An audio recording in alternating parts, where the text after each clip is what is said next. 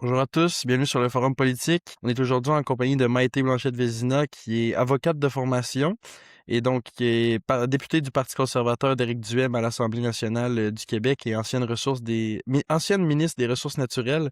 Merci beaucoup, Mme Blanchette-Vézina, de nous rejoindre aujourd'hui. Ouais, ça me fait plaisir. Merci de l'invitation. En dehors de la politique et des caméras, c'est qui Maïté Blanchette-Vézina?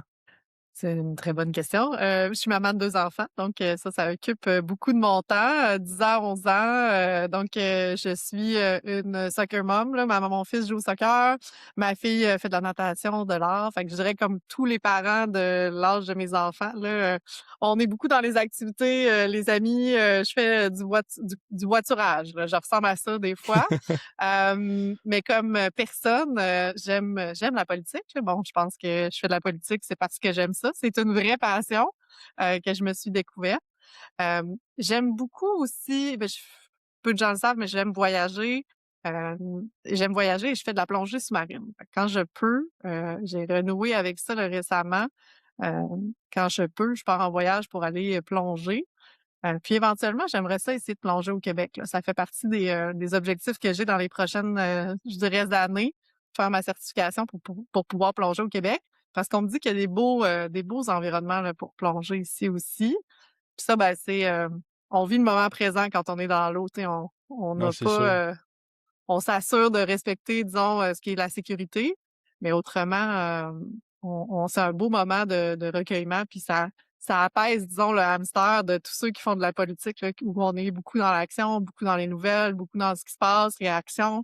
Là, on met un peu le compteur à off, puis on redescend le système nerveux. C'est vraiment une belle activité pour être zen. Puis dans mon quotidien, ben, j'ai aussi 2 chiens, je fais du plein air, énormément. Donc pour moi, tu sais, d'être, dehors, c'est vraiment, quelque chose qui est ressourçant. Je fais du pickleball avec mes enfants, tu sais, beaucoup d'activités, je dirais sportives, là, ça garde la santé mentale aussi, là, de bouger. Donc aussitôt que je peux, c'est ça, soit je vais marcher avec mes chiens, je vais jouer dehors avec mes enfants, avec mon conjoint pour pouvoir, aussi, garder un aspect là, de santé mentale là, qui est zen et plus positif. Mais c'est comme vous dites, vous êtes capable quand même de sortir un peu de la politique de temps en temps en faisant ça, ces activités-là. Est-ce que c'est facile en tant que député de sortir de la politique, d'être capable d'avoir une vie personnelle en dehors des caméras? Non, c'est pas facile. Ça demande une discipline, là, puis en toute franchise, comme députée, c'est plus facile. Peut-être parce que j'avais le rythme de ministre, puis là, ça a ralenti un peu du fait que, je suis tombée députée. Ça m'a permis de faire de l'espace, mais je pense que pour avoir parlé avec des collègues, tu sais, s'entraîner, à avoir une vie, sociale, des amis, pouvoir voir nos enfants, notre famille, c'est toujours un défi comme députée parce que c'est une job 24/7. Tu peux faire ça si tu veux, là, tu peux faire ça tout le temps. Ça peut être non sans fin, puis Ouais. c'est facile de tomber là-dedans parce que les citoyens ont des besoins, parce que l'actualité demande qu'on réagisse, parce qu'il y a toujours des raisons qui feraient qu'on pourrait faire que ça. Mais j'avais instauré une certaine discipline de vie là, quand j'étais ministre, parce que je voulais voir mes enfants notamment. Tu sais, c'est quand même ça reste ma priorité, numéro un, cette belle famille que j'ai construit.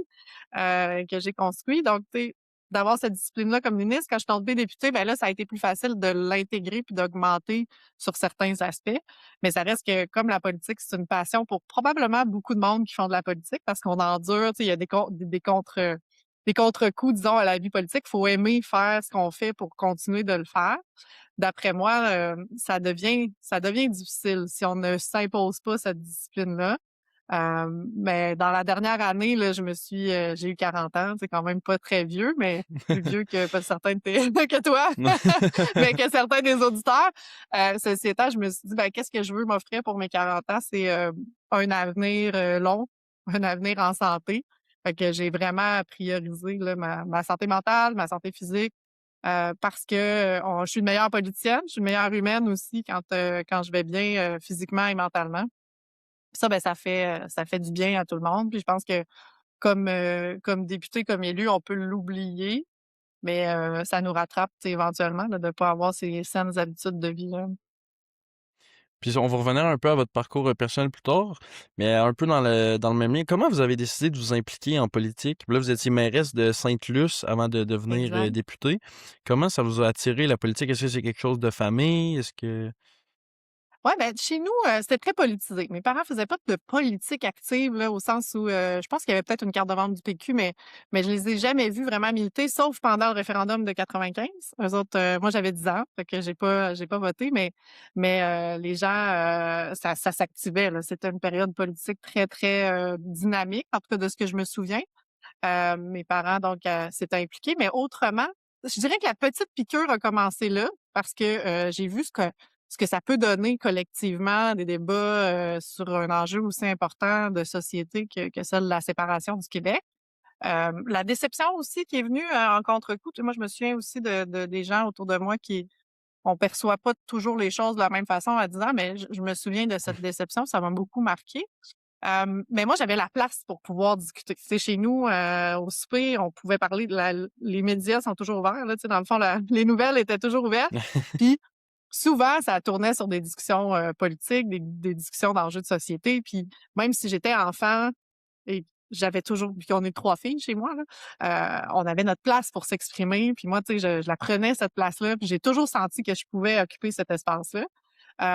Je suis allée en communication, à l'université, donc mon début de parcours était en communication. C'était avant l'arrivée de Facebook, Instagram n'existait pas, mais ça arrivait, en fait. C'était ça qui était particulier, je dirais. La formation, qu'on nous donnait était c'était clair qu'il se passait quelque chose, là, où, les médias allaient changer, il y avait une convergence, tu sais, qui se faisait. Il y avait l'arrivée des médias sociaux, tu sais, qu'on a commencé à voir. Et là, moi, je sentais que ce qu'on me donnait comme formation, c'était clairement pas ce qui allait être la Le vraie le futur. vrai travail. Ouais, exact. Puis ça, je trouvais ça difficile. On faisait encore des revues de presse papier, là, tu sais, c'était des journaux, puis je suis pas si vieille, bien que je suis plus vieille, mais on faisait des revues de presse, dans les journaux. Fallait aller chercher les journaux, rentrer ça dans un Ouais. cahier, prendre des notes, tu sais, c'était complètement archaïque en tout cas dans ma perception. Puis j'avais hésité à l'époque à faire le droit. Fait que je suis allée en droit. Puis je m'étais pas impliquée dans l'asso étudiante à cette époque-là. C'était beaucoup de grèves. J'avais l'impression que les assos, me rejoignaient pas. Tu sais, j'étais clairement j'avais un aspect un peu plus à droite. J'avais clairement pas je me retrouvais pas dans ce qui se faisait comme militantisme dans l'association étudiante. Hem et donc je m'étais pas impliquée à ce moment-là, mais ce qui m'a amenée à faire de la politique, je dirais, c'est, je suis arrivée à Sainte-Luce, un super village, à côté de Rimouski, station balnéaire, une belle plage, tout ça, puis je sentais qu'il manquait de services, tu sais. Pour moi, c'était comme inconcevable que, on est à 15 minutes du centre-ville de Rimouski, 50 000 habitants, c'est comme la capitale de l'Est du Québec, ça bouge. Il y avait pas d'autobus vraiment, tu sais, c'est comme, si je voulais des soins de santé, mon Dieu, c'était compliqué. Les écoles, il y en a presque pas. Tu sais, c'est comme on avait l'impression d'être dans un autre univers. Moi, j'arrivais de Québec, tu sais, fait que j'avais l'impression qu'on pouvait retrouver ça partout. Rimouski a un peu cette dynamique-là, mais il y a tu sais, il y a encore des lacunes de services, tu sais. Fait que quand je me suis impliquée en politique municipale, au départ, c'était aussi pour que Sainte-Luce, soit, heu, disons reconnue là dans certains besoins de sa population auprès de Rimouski notamment, mais aussi pour faire une différence parce que j'avais envie qu'on entende parler de l'Est du Québec, qu'on entende parler de ce qu'on est. Puis les riverains de Sainte-Luce, vivent avec l'érosion côtière, de manière importante, là. Tu sais, la hausse du niveau de la mer, il y a eu des grandes marées, il y a des gens qui devaient déménager ou qui se faisaient, déménager parce qu'il y avait pas le choix, leur maison avait été démolie.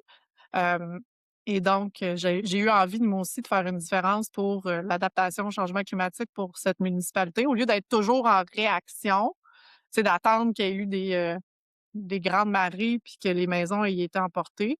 Ben, comme mairesse de Sainte-Luce, je me suis impliquée puis c'est ça qui m'a amenée à faire de la politique provinciale après. Je me suis impliquée pour qu'il y ait un programme maintenant qui est utilisé partout au Québec, mais un programme qui permet, d'être en mode prévention. Donc, avant d'arriver à un enjeu où ta maison, ta sécurité est en danger, faut t'évacuer, puis il faut, déplacer ta résidence ou démolir ta résidence parce qu'elle a été atteinte par l'eau. Ben, est-ce qu'on peut penser en amont puis dire, ben, Il y a, on sait que le niveau de la mer va augmenter, on va se baser sur des données. Ben, ces résidences-là qui sont les plus à risque en Gaspésie, dans le Bas-Saint-Laurent, ailleurs au Québec, sur la Côte-Nord, et j'en passe, ben, est-ce qu'on peut les identifier puis, pouvoir soit adapter la côte, soit leur offrir des possibilités de déménagement pour éviter de toujours être en situation de réaction puis de crise. Fait que c'est un peu ce que j'ai travaillé puis qui m'a amené à toucher aussi au provincial. Hem, à l'époque, c'était Geneviève Guilbeault qui était la ministre de la Sécurité publique en 2018. Donc c'est ce qui m'a amené aussi à toucher, à l'équipe de la coalition Avenir Québec, à entrer en contact avec eux parce que j'avais vu, tu sais, qu'il y avait une très belle ouverture de leur part, là, d'avoir une vision un peu plus, de saine gestion, disons, de l'État puis des finances publiques, puis une écoute aussi de la part de la population, qui était plus vulnérable, là, dans des situations comme l'on le voyait pour Saint-Luc. Vous avez parlé des enjeux au municipal puis au provincial, puis vous avez exercé des responsabilités aux 2 niveaux. C'est quoi la plus grande différence que vous avez remarquée entre les 2? Je dirais qu'on est beaucoup plus en contact avec les citoyens dans le municipal. Toutes les séances du conseil, c'est une fois par mois pour ce qui était de Sainte-Luce. C'est un contact direct parce que les séances sont publiques, les citoyens peuvent poser des questions. Donc la rétroaction, elle est très, très, très rapide. On sait tout de suite s'il y a quelque chose qui va pas. On est vraiment on n'a pas le choix de rester, excuse-moi l'anglicisme, mais groundé sur le terrain parce que, sincèrement, les citoyens nous le disent tout de suite. Tu sais, la réaction, elle est pratiquement instantanée sur, ce qu'on prend comme décision. Ça a des moins bons côtés aussi, mais je dirais que ça a des bons côtés parce qu'on s'assure d'éviter d'être déconnecté. Puis parfois, tu sais, au provincial, surtout quand on est ministre, on prend, on pas parce qu'on veut. Moi, j'aime ça être, sur le terrain avec les citoyens, là. C'est la partie de ma job que j'aime le plus. Mais on a comme pas le choix parce qu'on a 24 heures dans une journée, puis on est sollicité à travers le Québec. De faire des choix. Puis des fois, je pense qu'on s'éloigne des citoyens malheureusement. Fait que c'est ça, je dirais la grande différence, c'est que le municipal est très, très connecté sur le quotidien des gens. Des fois, le provincial, on est à un autre niveau où la distance une distance peut se concrétiser, mais d'après moi, tu sais, on peut aussi rester groundé aussi comme député. C'est ce que j'essaie de faire en ce moment, c'est ce que je veux faire, c'est ce que je continue de faire en allant dans les activités. Puis, tu sais, les gens de Rimouski le savent, là, j'essaie d'être dans les activités pour lesquelles on m'invite parce que j'aime ça, parce que je trouve ça important aussi d'encourager, les citoyens, puis parce que j'aime ça aussi, pouvoir m'assurer d'avoir le pouls en temps réel ou le plus possible en temps réel sur qu'est-ce qui se passe dans le quotidien, puis comment on peut, comme représentant, comme élu, agir sur ces enjeux-là, tu sais, réellement, puis apporter des réponses aux citoyens. C'est ça notre rôle en premier, hein, quand on est élu, c'est d'être, des représentants de nos citoyens. Puis c'est quoi ce que les citoyens sous-estiment le plus dans le travail d'un élu? Peu importe au municipal ou au provincial, là? Je dirais, c'est ça, le temps. On est sollicité beaucoup, beaucoup, puis ça, c'est de faire des choix des fois, difficiles, tu sais. Puis là, il y a la couche ministre, tu sais, qu'on n'a pas besoin de parler, mais ne serait-ce que comme député, on doit siéger à l'Assemblée nationale. On est obligé, il y a une obligation d'assiduité par la commissaire à l'éthique. Donc, on ne peut pas se dire, ben, je vais juste faire du travail de comté, puis je serai plus à l'Assemblée nationale pour aller voir justement, garder le contact avec mes citoyens. Ce qui fait que des fois, il y a des attentes, tu sais, qui sont pas rencontrées, des rencontres qu'on doit faire à distance. Maintenant, heureusement, merci la pandémie, on peut faire beaucoup de choses à distance, pas merci la pandémie, Ouais. mais merci le changement technologique qui est venu avec la pandémie. Ça nous aura permis de faire certaines rencontres à distance. Mais quand même, le travail de député en chambre pour les projets de loi, pour les commissions, c'est beaucoup de temps, plus que ce que les gens pensent, en tout cas la perception que les gens en ont. Ce qui fait que des fois les attentes, tu sais, par rapport à mon élu est pas là ou pourquoi elle est pas dans le comté ou tu sais, c'est aussi parce on a un choix, mais on a peu de choix parce que la commissaire à l'éthique nous oblige à cette assiduité-là. Je dois pas être en chambre à 100. Puis clairement, toute seule dans mon caucus, comme députée élue, je peux pas me dédoubler puis être dans toutes les commissions pour tous les projets de loi qui siègent tous en même temps. Mais j'ai le devoir donc d'être, à l'Assemblée nationale. C'est là où on prend les grandes décisions pour le Québec. Ce qui fait que des fois, ben, on peut pas être dans le comté. Puis ça, ben, c'est, je pense, un aspect que les gens savent. Tu sais, on est en période de questions, mais ils ne nous voient pas tout le temps. On voit souvent les ministres et certains porte-parole plus régulièrement là, quand il y a des périodes de questions. Mais, mais tous les députés doivent être en chambre le plus possible parce qu'on a cette obligation d'assises. Tu sais. Puis est-ce qu'il y a une perception des citoyens envers les politiciens qui est un peu plus fausse, selon vous? Ouais, ben, je pense que puis là, tu sais, il y en a toujours là, des gens qui sont là pour des mauvaises intentions. Mais je dirais que la très grande majorité des députés, des gens qui sont élus, le font parce qu'ils ont des bonnes raisons de le faire. C'est des raisons qui sont pas d'être pour eux-mêmes ou juste pour s'en mettre dans les poches, tu sais. Hem, Fait que des fois, les gens ont cette perception-là que, tu sais, beaucoup d'élus, c'est, la corruption ou tu sais, ils font ça, mais c'est pour eux-mêmes. Je dirais que, il y a des côtés, très durs à la vie publique, là, tu sais, puis je veux pas, je pense pas que personne fait pitié comme élu, mais si, tu sais, il y a toujours des gens qui dans tous les systèmes, peu importe l'emploi, il va toujours avoir du monde qui va vouloir profiter d'un système. Mais moi, tous ceux que j'ai côtoyés, les députés, tu sais, c'est tous des gens qui ont à cœur le bien-être des citoyens. Ils ont pas toute la même façon d'arriver au bien-être des citoyens, puis c'est là où la joute politique embarque. Mais moi, j'essaie d'être le plus respectueux possible des collègues parce que, foncièrement, je pense que tout le monde, si on fait de la politique, c'est pour le bien commun, puis on n'a pas toute la même perception du bien commun. Puis des fois, les citoyens, je pensent qu'on fait ça pour nous, mais j'ai l'impression et moi, je suis confrontée, quotidiennement à des rencontres avec tous les gens de tous les partis politiques. J'ai l'impression que tout le monde le fait avec l'intérêt commun, cette vision de l'intérêt commun qu'ils ont, plutôt que de leur intérêt personnel. Mais je pense que les citoyens pensent qu'on est là pour nos notre bien-être personnel. Tu sais, chaque Par emploi amène opportunisme du positif. Moi, plus par que par opportunisme, conviction, ouais, c'est c'est ça, ça le ouais. bon mot. Exact. Mais pour avoir côtoyé pendant 4 ans de différents partis, tu sais, je peux rassurer les gens, là, tu sais, très grande majorité le font, puis j'en ai pas rencontré que je voyais que c'était leur intérêt personnel qui servait en premier. Parce que, c'est sûr que, tu sais, quand on n'a pas ce feu sacré, il y en a certains qui disent: «J'ai le feu, mais genre j'ai plus le gaz pour aller mettre de l'énergie dedans». Ça prend un feu sacré pour faire de la politique. Ça vient avec certains sacrifices. Ça prend de l'énergie puis le gaz, tu sais, pour continuer de le faire. Puis je pense que assez rapidement, parce que la joute est difficile, parce que le rythme est très, très rapide, les gens vont décider de quitter, tu sais, avant de rester par opportunisme ou par intérêt personnel, là, je pense. Ben, c'est ça, je pense aussi que les gens, tu sais, quand il y a une décision qui leur plaît pas, qui est impopulaire, tu sais, des fois, ils peuvent penser que c'est mal intentionné ou quelque chose, mais c'est pas du tout ça, là. Non, puis tu sais, c'est sûr que la joute amène que, on s'attaque mutuellement, tu sais, on met en lumière le négatif d'un parti ou d'une décision parce que c'est ça le travail d'opposition, c'est de mettre en lumière ce qui marche pas dans les décisions, du gouvernement, par exemple, ou d'un autre parti, dans les positions d'un autre parti. Mais moi, j'essaie de vraiment faire attention de ne pas tomber dans l'attaque personnelle parce que, je respecte l'institution, je respecte la fonction d'élu, puis bien que, tu sais, il y a des fois des relations qui sont pas c'est pas toutes mes amies, là, les députés de l'Assemblée nationale, mais moi, j'essaie de garder tu sais, de m'élever au-dessus de la mêlée puis de garder cette posture-là où je me dis: «Bien qu'on ne soit pas d'accord, je ne ferai pas d'attaque personnelle parce que, je pense qu'on gagne à se respecter mutuellement». Puis je pense que les Québécois aiment mieux aussi quand on a ce respect-là, plutôt que de faire des attaques personnelles. Puis vous avez affirmé en octobre vouloir rester indépendante après votre départ de la coalition Avenir Québec. Qu'est-ce qui vous a fait changer d'avis pour que vous décidiez finalement de vous engager avec le Parti conservateur d'Éric Duhaime? Je dirais deux choses principalement, là, mais la plus grande, c'est l'authenticité. Moi, je suis quelqu'un de très authentique.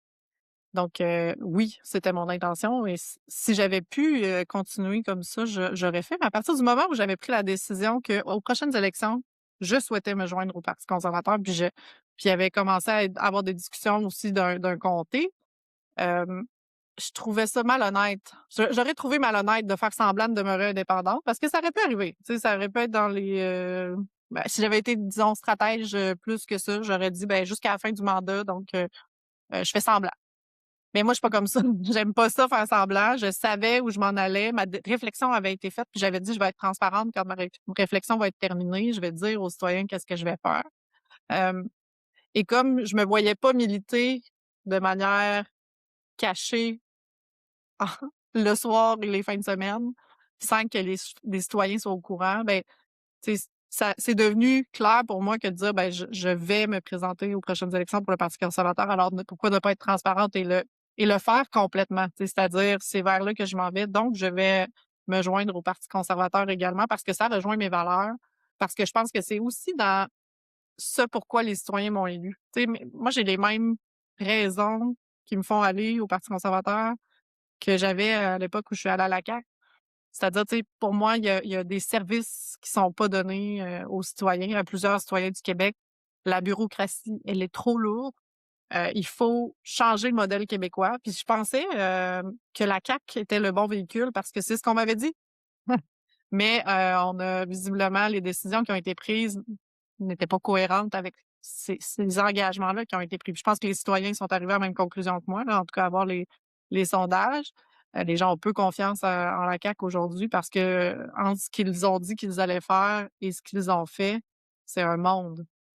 Et pour moi, d'aller rejoindre le Parti conservateur, c'est que je retrouvais ces mêmes valeurs-là. Puis on m'a rassurée aussi sur le fait que, heu puis Éric Duhem en fait partie là, de cette réassurance-là, de cette du fait que je sens que c'est un parti qui est authentique. Éric Duhem a jamais, heu, il a voté pour la CAQ puis il l'a dit, mais il a jamais changé de conviction. Il a toujours dit: «Ben, c'est à droite que je suis, puis je l'assume pleinement». Donc je pense qu'aujourd'hui, tu sais, les citoyens peuvent avoir plus confiance en Éric Duhem à sa volonté de faire des changements parce qu'il n'a jamais, jamais, jamais hésité sur sa volonté de faire de l'État québécois un État plus efficace, un État moins gros. Donc, ça, c'est, je pense, quelque chose qui vient chercher les citoyens de Rimouski aussi, qui se sentent abandonnés par le gouvernement. Euh, donc, c'est aussi pour ça que je me sentais rassurée, bien que, tu sais, je sais que c'est pas tous les citoyens qui sont d'accord avec moi, mais il y a beaucoup de citoyens, plus qu'on le voit sur les réseaux sociaux, qui comprennent cette, décision que j'ai prise. Hem et ils me le disent, en personne. Souvent, ils viennent au bureau de comté pour nous le mentionner. Quand je fais des activités, dans le comté, ils viennent me voir et me disent: «Tu sais, peut-être que j'aurais voté pour vous là, à Rimouski si vous je pense que j'aurais voté pour vous pareil, tu sais, vous auriez dû vous présenter à Rimouski». Ça, je l'ai entendu. Hem, donc tu sais, les gens ont bien que sur les réseaux sociaux, des fois, c'est pas tout à fait ce qu'on voit. Les gens sont plus, nuancés, je dirais, dans la vie, publique là, la vie réelle, j'ose dire, que dans les médias. Puis ça, ben, souvent on le voit pas parce que puis ce week-end, j'étais à un souper de crâne, il y a des gens qui venaient me voir pour me dire: «Hey, on est content que vous soyez là, merci d'être encore là, puis on vous soutient, puis on vous aurait soutenu, on vous soutiendra toujours», tu sais? Puis ils me disaient, dans la vraie vie, tu sais, les gens, on veut pas que vous partiez, tu sais, on vous aime, puis des fois, j'aimerais ça vous défendre sur les réseaux sociaux, mais j'ai peur de la réaction, tu sais? Puis c'est ça un peu, je pense, l'espèce d'écho négatif, là. Ça amène, tu sais, à certains citoyens plus nuancés à décider de ne plus participer au débat public dans les réseaux sociaux parce qu'ils se sentent attaqués, parfois intimidés. Puis ça, ben, je suis pas sûre que ça sert la démocratie, pas sûre que ça sert la liberté d'expression non plus. Fait que des fois, moi, je dis: «J'en prends et j'en laisse». Je pense qu'il y a des citoyens, il y en a certains qui étaient fâchés de ma décision. Je pense avoir pris les bonnes décisions pour les bonnes raisons. Puis je pense que beaucoup de citoyens ne le disent pas, mais comprennent ma décision. Puis ça, ben, ça me rassure. Justement, là, vous venez de le dire que sur les réseaux sociaux, on voit plus le côté fâché de la population, disons ça comme ça. Est-ce que les réseaux sociaux, justement, selon vous, peuvent peut-être nuire au débat public? Hem, nuire, je sais pas. Ben, quand ça devient de l'intimidation, là, je pense que ça décourage certains citoyens. Là, tantôt, j'étais sur les médias sociaux, puis on a un projet, de construction d'une tour de logement à Rimouski, qui suscite des tollés sur les réseaux sociaux. Puis dans la vraie vie, les citoyens, tu sais, c'est comme une minorité bruyante, là. Dans la vraie vie, Ouais. les citoyens sont d'accord avec ça, mais dans les réseaux sociaux, ce qu'on voit puis ce qu'on entend, c'est juste ceux qui sont contre. Quand on a j ça, c'est une dérive, je pense, tu sais, du fait de pouvoir s'exprimer librement. C'est bien de pouvoir s'exprimer librement. Par contre, il y a des gens qui vont se censurer. Puis là, ça sert plus la liberté d'expression, comme je le disais. quand les gens ont peur de s'exprimer librement parce qu'ils vont avoir des représailles sur Facebook ou dans leur commerce. Tu sais, parfois, c'est des entrepreneurs qui disent, ben, j'aimerais bien appuyer le projet de tel promoteur, mais si je le fais, est-ce qu'on va venir nuire à ma réputation au point où ça va atteindre mon commerce? Tu sais, il y a une crainte, là. Dans ce temps-là, je trouve que c'est pas de la saine Ouais. utilisation des réseaux sociaux, mais moi, j'en suis, là, et vous remarquerez, très peu de mes publications sont filtrées, bien que les commentaires soient très durs, puis des fois, c'est des insultes, parce que je crois à cette liberté d'expression, puis l'importance que ça peut avoir. Mais est-ce que la liberté d'expression, c'est aussi la liberté d'insulter puis d'intimider?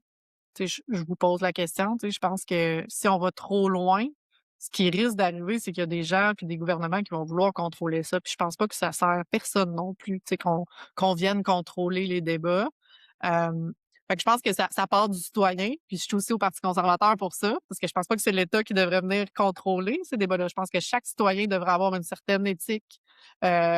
Puis moi, j'essaie d'apprendre ça à mes enfants aussi, tu sais, j'essaie de pas les bloquer, d'aller dans les réseaux sociaux, mais en même temps, à 10-11 ans, ils peuvent voir des choses, puis ils peuvent eux-mêmes écrire des choses qui vont, nuire à la réputation, qui vont faire, blesser des gens. Donc je pense que ça devrait partir de la sphère familiale puis l'éducation qu'on reçoit plutôt que d'un État qui va venir contrôler qu'est-ce qu'on peut faire sur les réseaux sociaux, à quel âge on devrait pouvoir avoir accès aux réseaux sociaux, tu sais. Je trouve que c'est beaucoup, encore une fois, de couches d'État, puis qui va venir gérer la police, des réseaux sociaux, tu sais? C'est comme on rajoute toujours des rôles à l'État québécois ou à l'État national canadien, puis est-ce que c'est vraiment pertinent? Est-ce que ça devrait pas partir plutôt de l'éducation qu'on reçoit puis qu'on donne aussi, à nos enfants? Tu sais, moi, je prône plus ça, puis c'est ce que j'essaie d'inculquer dans ce que je fais aussi comme députée, d'avoir, tu sais, un discours qui est critique, mais positif, plutôt que d'attaquer, personnellement l'intégrité des gens ou intimider, là, avec des tactiques, de réseaux sociaux, tu sais, où on vient complètement, étouffer, disons, là, le débat parce qu'on vient crowder, on vient, remplir là, les fils de commentaires négatifs. Tu sais, je sais pas si ça sert vraiment la démocratie dans ce temps-là. Pour expliquer un peu à nos auditeurs, le journal La Presse envoie un sondage aux parlementaires à chaque année pour faire des genres de prix. Puis vous avez reçu en 2025 le prix de la députée qui incarne le plus un esprit transpartisan. Puis vous avez quand même été deuxième aussi à plusieurs prix. Est-ce que vous croyez aujourd'hui, dans ce sens-là, que la politique est trop partisane? Est-ce qu'elle est trop partisane? Je pense que le fonctionnement du Parlement oblige à cette partisanerie ou en tout cas encourage fortement la partisanerie.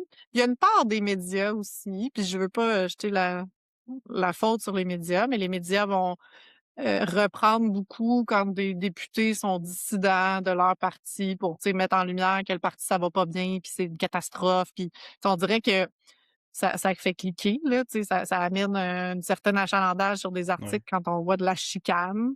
Hem, mais mais moi, j'encouragerais j'encourage le débat, sain, public, transparent, parce que je pense que, les citoyens sont assez matures pour comprendre qu'on n'est pas toujours d'accord, puis ça sert mieux, je pense, la démocratie que d'être transparent sur, nos positions.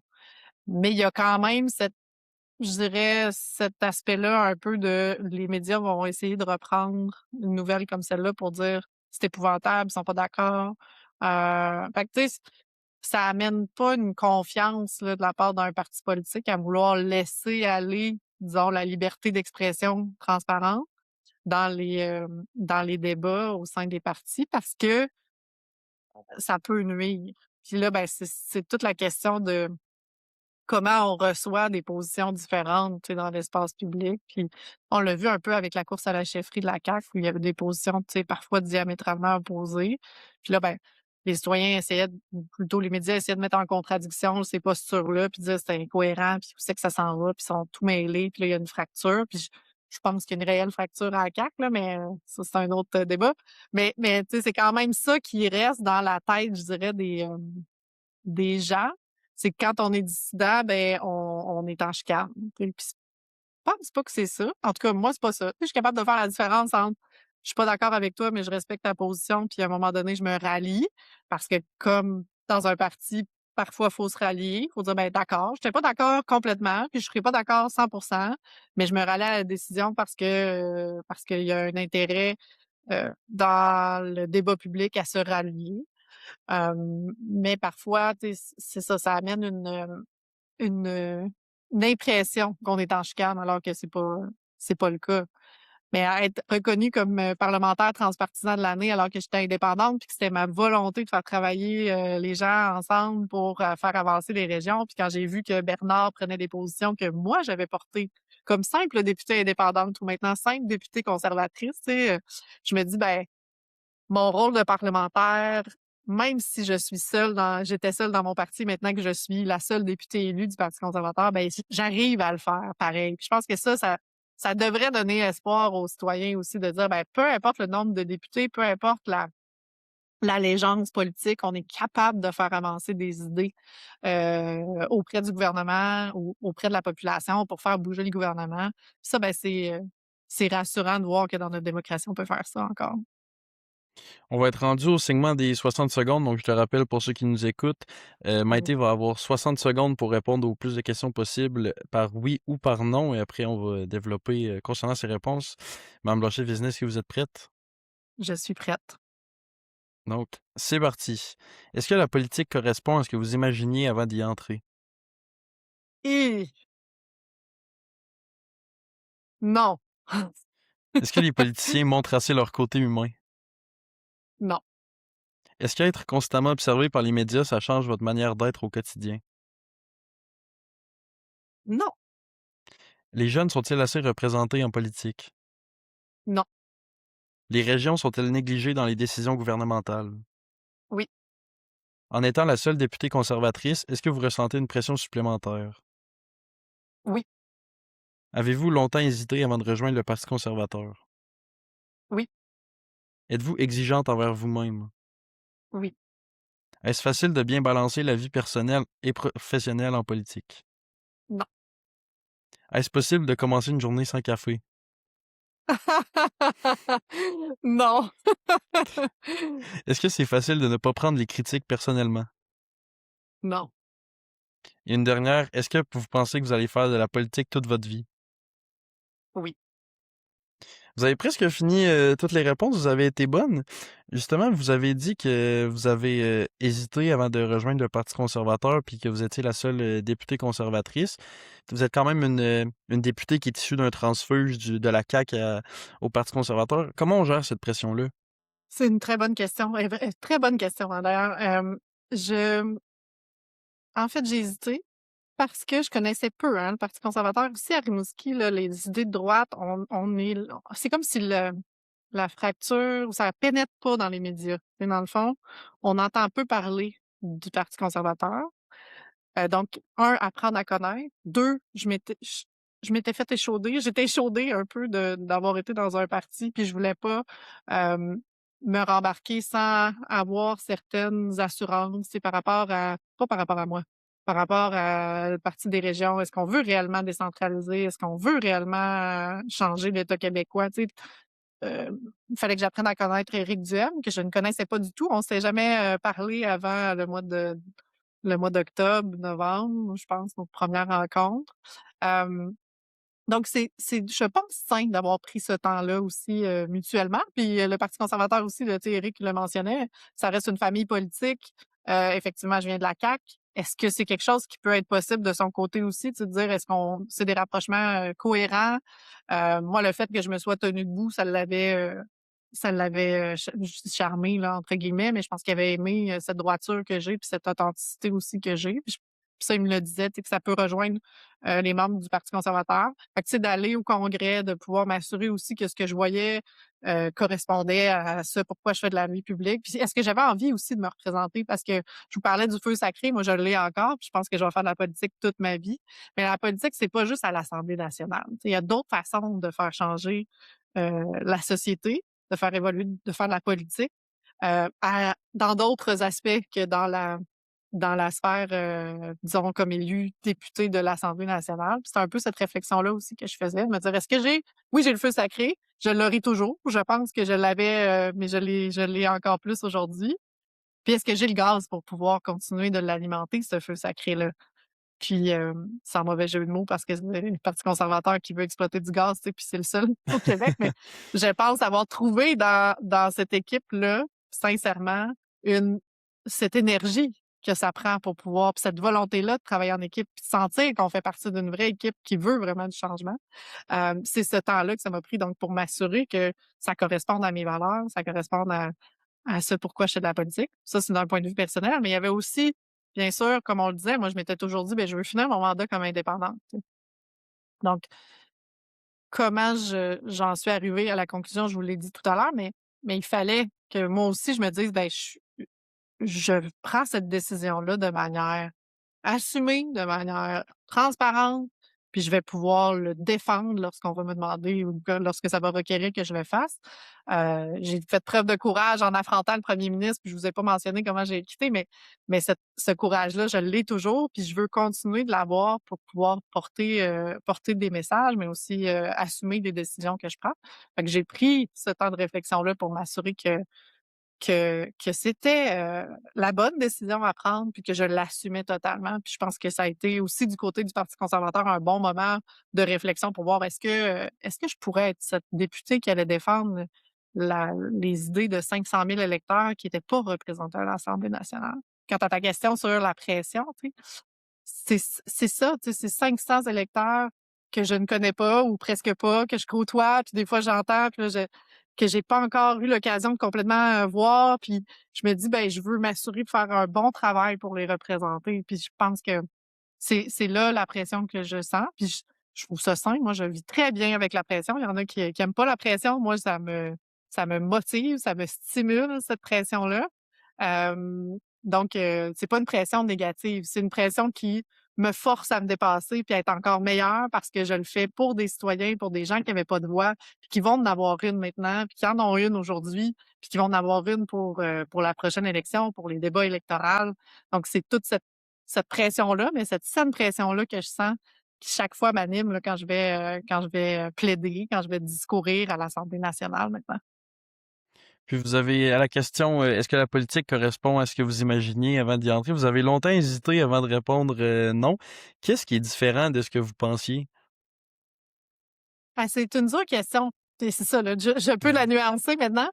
Hem, je savais que c'est dur. Je sais que c'est dur. Je savais, on s'en doute, mais avant d'arriver réellement à, tu sais, à avoir des critiques aussi dures, puis tu sais, je pense que tu avais une question aussi sur, est-ce que Ouais, c'est dur de ne pas prendre de personnel les pas le prendre critiques? C'est dur personnel, parce ouais. qu'on c'est ça, on est des humains.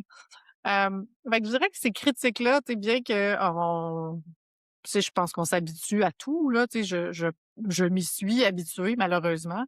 Hem, Puis c'est pour ça aussi, je pense que certains élus municipaux quittent ou certains élus vont quitter. C'est que cette réaction-là, disons, très épidermique ou des critiques des attaques parfois très personnelles des citoyens, ça peut être difficile, tu sais, à recevoir. Puis entre le savoir puis le vivre, il y a comme une marche. Je savais parce que j'avais été mairesse, je savais ce que ça pouvait être, mais la marche au provincial, c'est comme si c'était encore plus grand parce que ça a un écho Au dans Québec tout au le grand Québec. complet. Exact. Fait que ça peut être très, très gros, puis on peut, tu sais, ça peut faire réagir, des réactions ça peut nous faire des réactions, tu sais, qui sont, je pense humaines. On est tous des humains, mais tu sais, qui sont difficiles parfois à vivre. Mais comme je disais, tu sais, saines habitudes de vie, s'assurer d'être bien entouré. Tu sais, il y a comme des bonnes, pratiques, comme élus qu'on peut avoir pour s'assurer de garder un équilibre mental puis une santé mentale, saine. Puis je pense que c'est chacun de ces c'est cette discipline-là que j'ai qui me permet de me dire, ben, oui, ça on peut le prendre personnel, puis parfois ça m'arrive, mais assez rapidement, tu sais, je me rappelle que, ben, je suis une bonne personne, que je suis entourée de gens qui m'aiment, puis que ça fait que je prends des bonnes décisions pour les bonnes raisons, puis j'ai pas à en avoir honte, tu sais. Fait que, ben, c'est ça, je pense que les gens réalisent on peut pas le réaliser tant qu'on l'est pas. On le sait, que ça peut être dur, mais tant qu'on le vit pas, on le réalise pas 100%.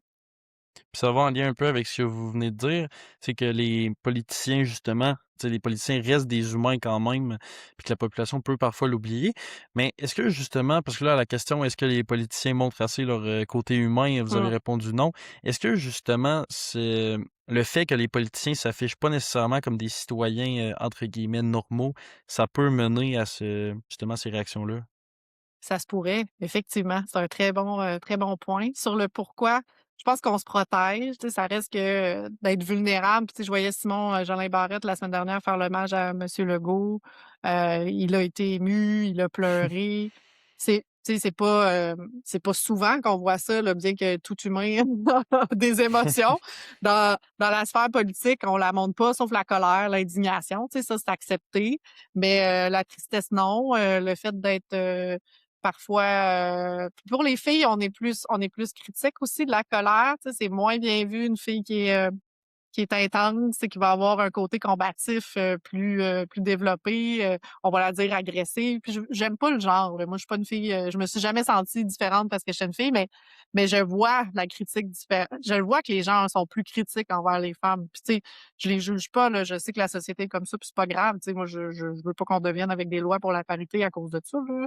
Mais, mais c'est vrai que, mettons, une femme qui va montrer des émotions, parfois la perception qu'on va en avoir, c'est être plus faible, ah, elle est pas capable de se gérer, alors qu'un gars, puis Simon, c'est bien correct, tu sais, il va avoir des émotions publiquement, puis c'est doux, puis c'est beau, tu sais, puis c'est tant mieux, en fait. Je pense qu'il faut mais il faut garder ça aussi pour tout le monde. Tu sais, il faut se permettre de pouvoir être des vraies personnes. Puis effectivement, si on l'est pas, j'ai l'impression que ça crée une distance avec les citoyens, puis eux vont l'apercevoir, cette distance-là, puis ce manque d'authenticité-là.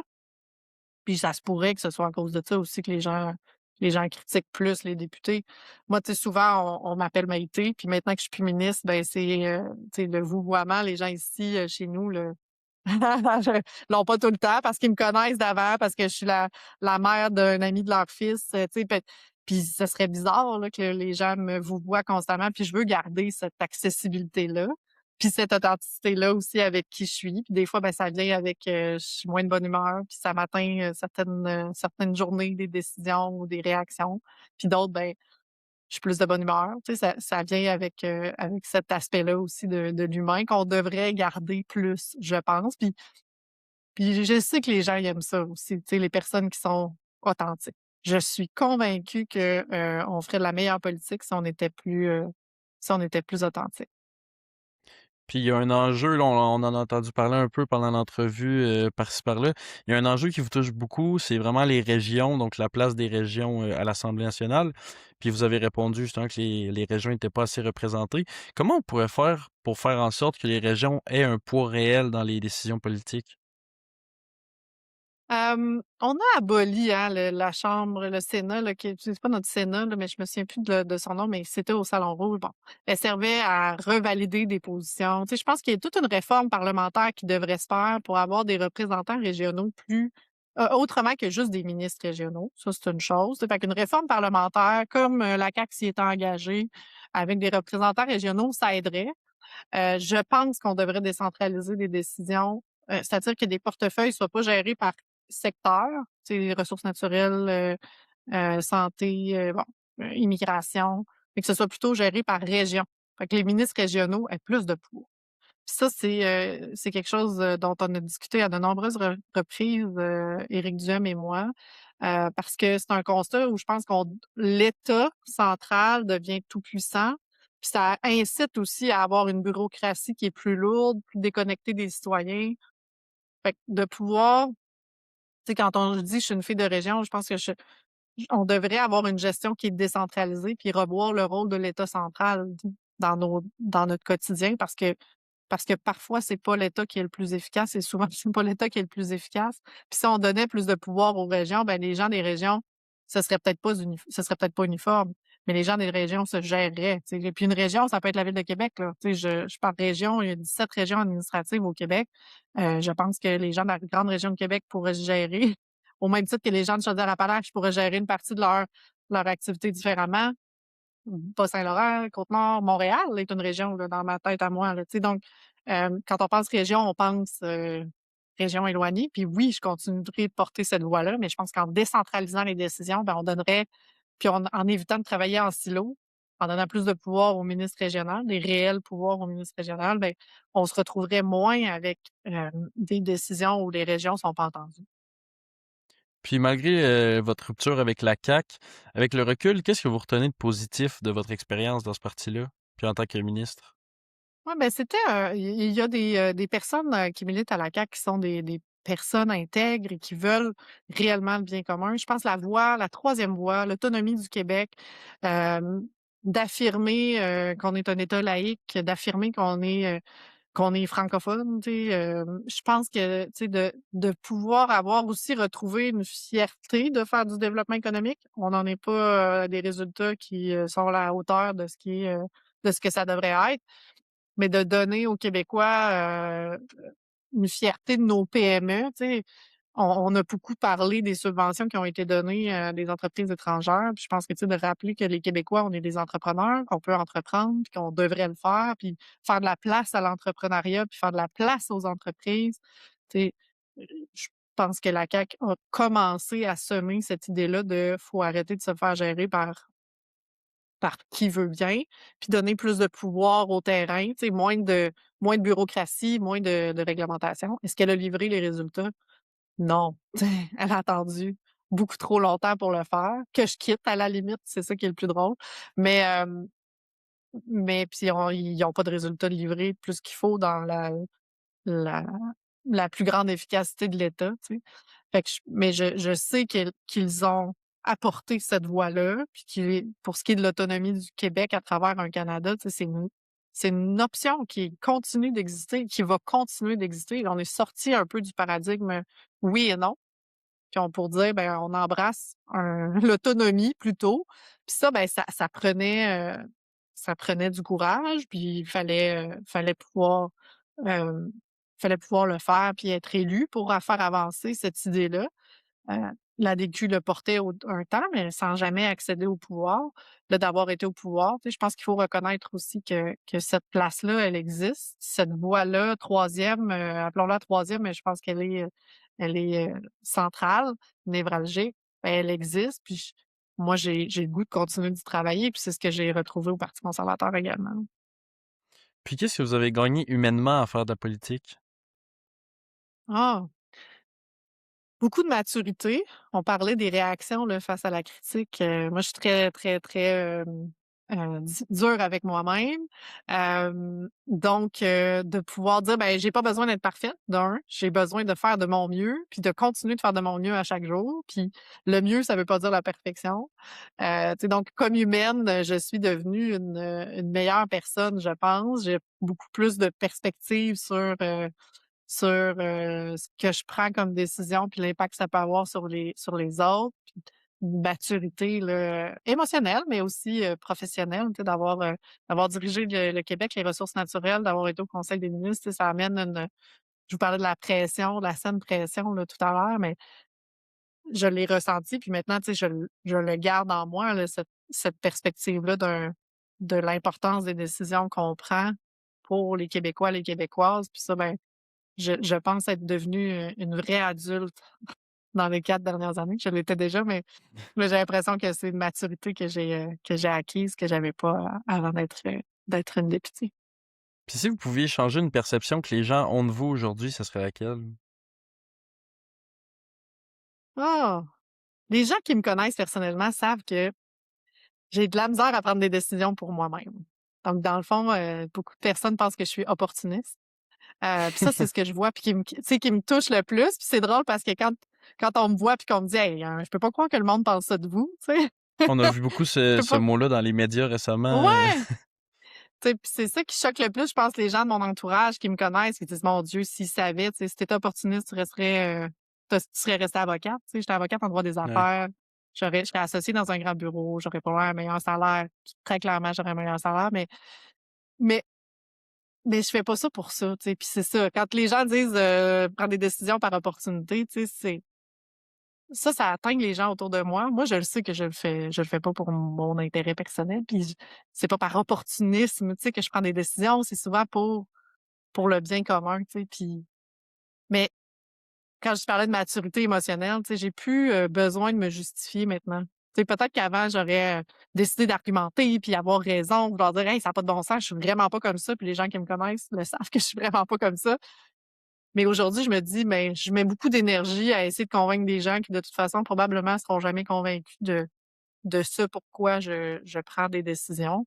Fait qu'une fois que je l'ai dit une fois, 2 fois, répété, je peux pas contrôler comment les gens ce que les gens pensent de moi, mais je peux contrôler comment j'agis, par exemple, puis c'est ce que je vais continuer de faire, puis je vais continuer de vouloir démontrer aux gens que ce que je fais, je le fais pas pour mon intérêt personnel, je le fais vraiment parce que j'ai envie que le Québec soit un meilleur Québec, puis parce que je pense qu'on a atteint la limite de ce qu'on a comme État-providence, là, tel qu'on l'a connu depuis la Révolution tranquille, puis que ça prend du courage pour changer cet État-providence-là. Puis ça va prendre du monde qui sont élus pour le dire, pour le répéter, parce que c'est long avant de faire un changement. Des fois, tu sais, il faut que dans la tête des gens, ce soit bien compris. Mais moi, je vais le porter ce message-là, puis je le relayerai à quelqu'un d'autre si c'est pas moi qui le fais, ce changement-là, mais je ne veux pas arrêter de le dire que ça prend des changements dans l'État pour que le Québec se porte mieux. Puis s'il y a un stigmate en politique que vous aimeriez complètement faire disparaître, ça serait lequel? Mmh. Ouais, c'est une bonne question. Ben, c'est ça, c'est comme, je pense que l'opportunisme, prendre des décisions pour notre intérêt personnel, tu sais, ça reste quelque chose qui est comme perçu par beaucoup de monde, qui est pas la réalité. Puis C'est ancré comme un je peu dans disais la tantôt perception de la société ouais, aujourd'hui. exact. Malheureusement, puis j'aimerais ça, tu sais, je dis pas que personne, prend des décisions, par intérêt, là, personnel au travers de ça, puis des fois, c'est l'intérêt public puis l'intérêt personnel qui peuvent converger, là. Mais comme si chaque décision d'un politicien était pour son propre intérêt personnel, c'est ça, je trouve que cette étiquette-là, elle est dure à porter pour les politiciens, puis c'est pas ce que moi j'ai constaté, tu sais, dans mon expérience politique. Ouais. Si je pouvais changer ça, je serais contente. Puis pour finir, si vous aviez un conseil à donner à quelqu'un, mais qui voudrait mieux comprendre la politique, ce serait quoi? Ah, venez voir les débats à l'Assemblée nationale. Ça, c'est quand même, l'Assemblée est ouverte au public, on peut aller, assister au débat. Ça, peu de gens le savent, là, mais quand on siège, tout ça est transparent. Les gens peuvent, aller à l'Assemblée, et assister au débat. Je pense que quelqu'un qui s'intéresse à la politique peut décider, tu sais, de venir voir. Peut prendre contact avec un député aussi qui l'inspire, qui lui donne envie d'en apprendre plus. Parce qu'on peut inviter des gens, on peut faire des stages d'un jour, tu sais, pour ceux qui s'intéressent. On peut, offrir des opportunités là, d'apprivoiser les débats, politiques, une journée dans la vie d'un député, tu sais. Puis ça je pense que c'est ouvert à tous et c'est plus accessible qu'on le pense. Puis c'est ça ça aussi, c'est un stigma. Tu sais, ça a l'air loin, là, la politique québécoise, mais je pense que on est c'est très proche. Tu sais, les gens qui veulent s'impliquer, veulent venir voir, peuvent le faire. Puis j'encourage les gens à le faire. Pas avoir peur de venir à l'Assemblée nationale, pas avoir peur d'interpeller leurs députés pour leur parler d'idées qu'ils ont, parce que c'est comme ça que la démocratie reste vivante, je pense. Bon, Maïté Blanchette-Vézina, merci beaucoup d'avoir accepté notre invitation sur le forum politique. C'est une belle discussion. Oui, merci, ça m'a fait vraiment plaisir. Merci, Eliott. Merci beaucoup.